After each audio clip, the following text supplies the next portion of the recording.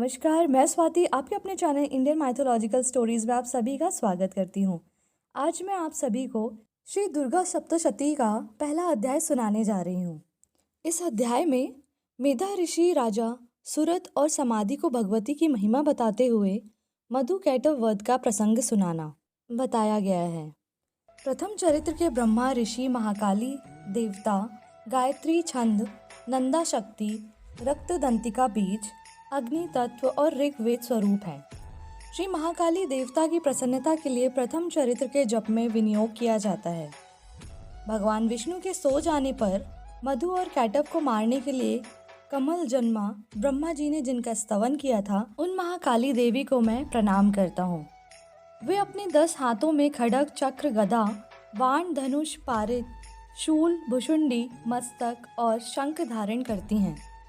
उनके 3 नेत्र हैं। वे समस्त अंगों में दिव्य आभूषणों से विभूषित हैं। उनके शरीर की कांति नीलमणि के समान तथा वे 10 मुख और 10 पैरों से युक्त हैं।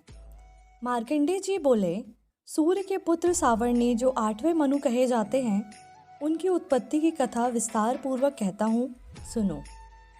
सूर्य कुमार महाभाग सावर्णी भगवती महामाया के अनुग्रह से जिस प्रकार मनवंतर के स्वामी हुए, वही प्रसंग सुनाता हूँ।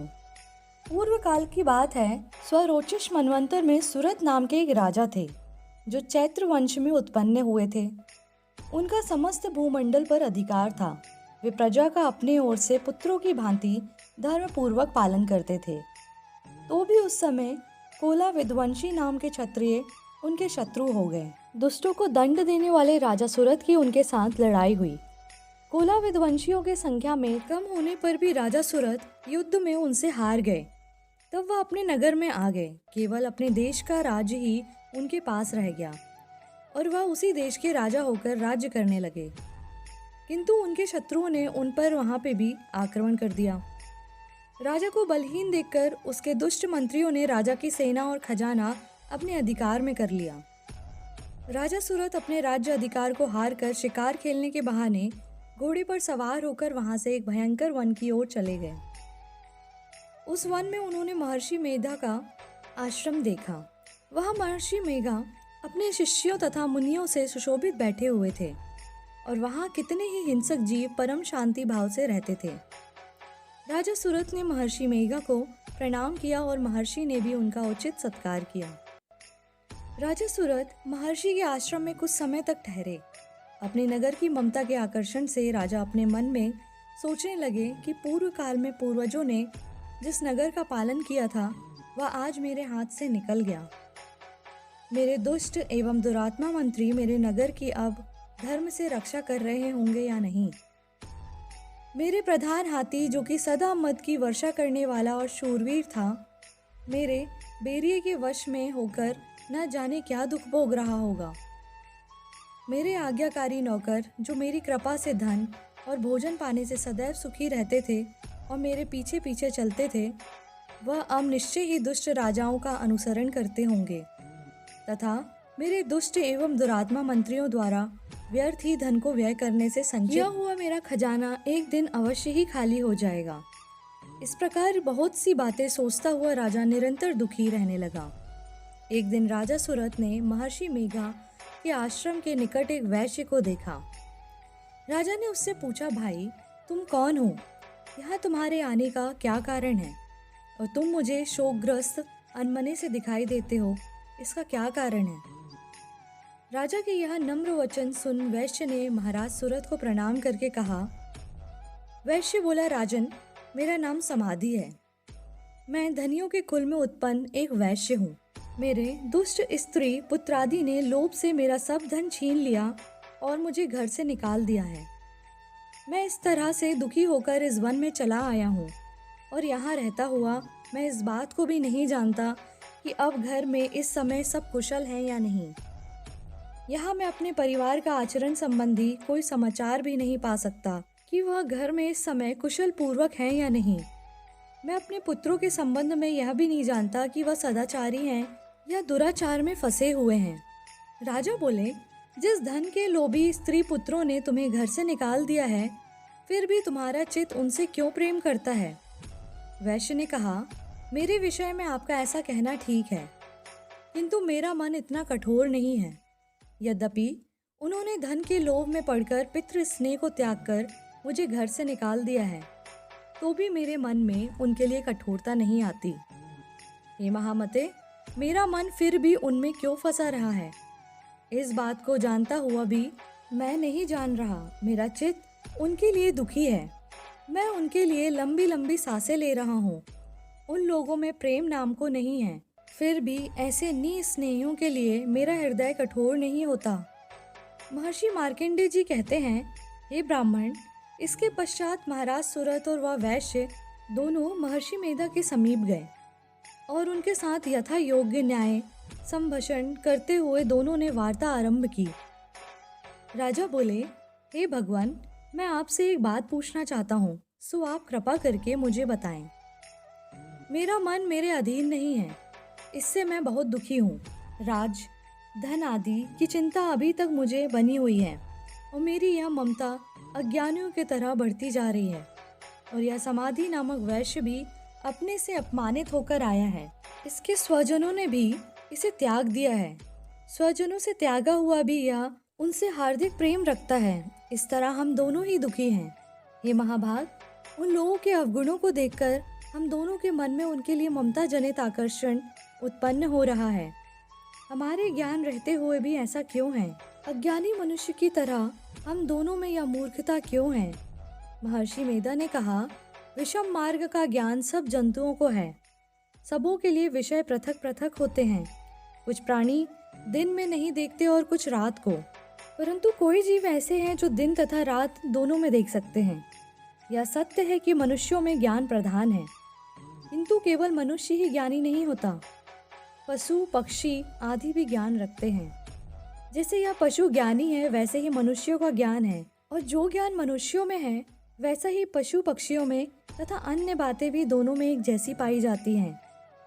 ज्ञान होने पर भी इन पक्षियों की ओर देखो कि अपने भूख से पीड़ित बच्चों की चोंच में कितने प्रेम से अन्न के दाने डालते हैं। हे राजन, ऐसे ही प्रेम मनुष्यों में अपनी संतान के प्रति पाया जाता है।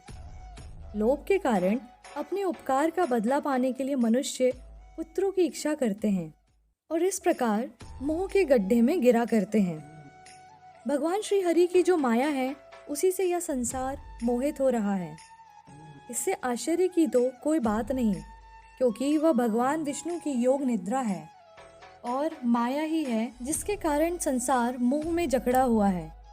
यही महामाया भगवती देवी ज्ञानियों के चित्त को बलपूर्वक खींचकर मोह में डाल देती है और उसी के द्वारा संपूर्ण जगत की उत्पत्ति होती है। यही भगवती देवी प्रसन्न होकर मनुष्य को मुक्ति प्रदान करती है। यही संसार के बंधन का कारण है तथा संपूर्ण ईश्वरों की स्वामिनी है। महाराज सूरत ने पूछा, भगवान, वह देवी कौन सी है जिसको आप महामाया कहते हैं? हे ब्राह्मण, वह कैसे उत्पन्न हुई और उसका कार्य क्या है? उनके चरित्र कौन कौन से हैं?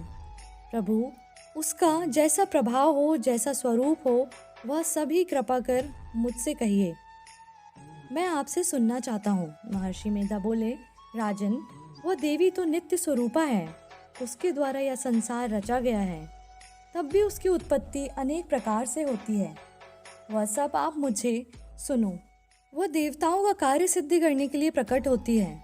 उस समय वह उत्पन्न हुई कहलाती है। संसार को जलमय करके जब भगवान विष्णु योग निद्रा आश्रय लेकर शेष शैया पर सो रहे थे, तब मधुकैटभ नाम के 2 असुर उनके कानों के मैल से प्रकट हुए और वह श्री ब्रह्मा जी को मारने के लिए तैयार हो गए। श्री ब्रह्मा जी ने जब उन दोनों को अपनी ओर आते देखा और यह भी देखा कि भगवान विष्णु योग निद्रा का आश्रय लेकर सो रहे हैं, तब वह उस समय श्री भगवान को जगाने के लिए उनके नेत्र में निवास करने वाली योग निद्रा की स्तुति करने लगे। श्री ब्रह्मा जी ने कहा, हे देवी, तुम ही स्वाहा, तुम ही स्वधा और तुम ही वशटकार हो। स्वर भी तुम्हारा ही स्वरूप है। तुम ही जीवन देने वाली सुधा हो।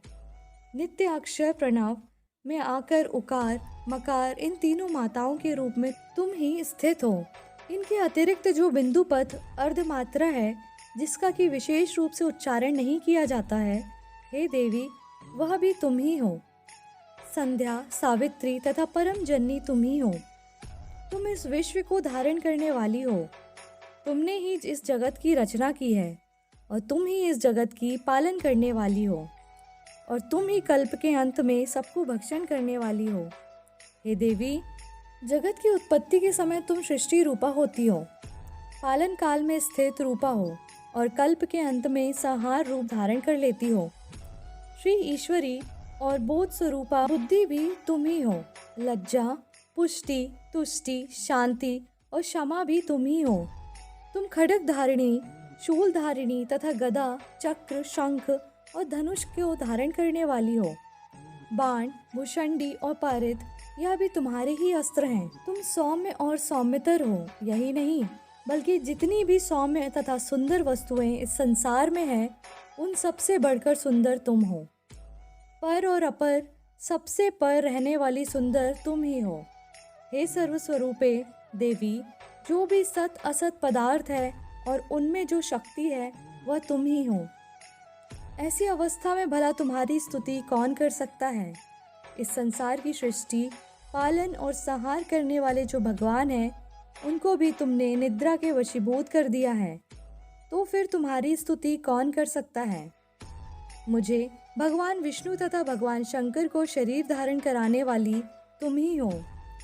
तुम्हारी स्तुति करने की शक्ति किसमें है। हे देवी, तुम तो अपने उस उदार प्रभावों के कारण ही प्रशंसनीय हो। मधु और कैटव जो भयंकर असुर हैं, इन्हें तो मोह में डाल दो और श्री हरि भगवान विष्णु को भी जल्दी जगा दो और उनमें इनको मार डालने की बुद्धि भी उत्पन्न कर दो। महर्षि मेधा बोले, हे राजन, जब श्री ब्रह्मा जी ने देवी से इस प्रकार स्तुति करके भगवान को जगाने तथा मधु कैटव को मारने के लिए कहा, तो वो भगवान श्री विष्णु के नेत्र, मुख, नासिक, बाहु, हृदय और वक्ष स्थल से निकल श्री ब्रह्मा जी के सामने खड़ी हो गई। उनका ऐसा कहना था कि भगवान श्री हरि तुरंत जाग उठें और दोनों असुरों को देखा, जो कि अत्यंत बलवान तथा पराक्रमी थे और मारे क्रोध के जिनके नेत्र लाल हो रहे थे और जो ब्रह्मा जी को वध करने के लिए तैयार थे। तब क्रोध हो उन दोनों दुरात्मा असुरों के साथ श्री हरि भगवान पूरे 5000 वर्ष तक लड़ते रहे। एक तो वह अत्यंत बलवान तथा पराक्रमी थे, दूसरे महामाया ने भी उन्हें मुंह में डाल रखा था। अतः वह भी भगवान से कहने लगे, हम दोनों तुम्हारी वीरता से अत्यंत प्रसन्न हैं, तुम हमसे कोई वर मांगो।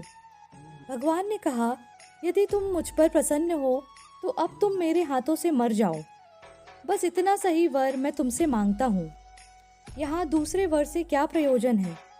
महर्षि मेधा बोले, इस तरह से जब वह धोखे में आ गए और अपने चारों ओर जल ही जल देखा, भगवान श्री हरि को कहने लगे, जहाँ पर जल ना हो, सूखी जमीन हो, उसी जगह हमारा वध कीजिए। महर्षि मेधा कहते हैं, तथास्तु कहकर भगवान श्री हरि ने उन दोनों को अपनी जांग पर लिटाकर उन दोनों के सिर काट डाले। इस तरह ये देवी श्री ब्रह्मा जी की स्तुति करने पर प्रकट हुई थी। अब तुमसे उनके प्रभाव का वर्णन करता हूँ, सो सुनो। इसी से पहला अध्याय समाप्त होता है। बोलिए अम्बे मात की जय।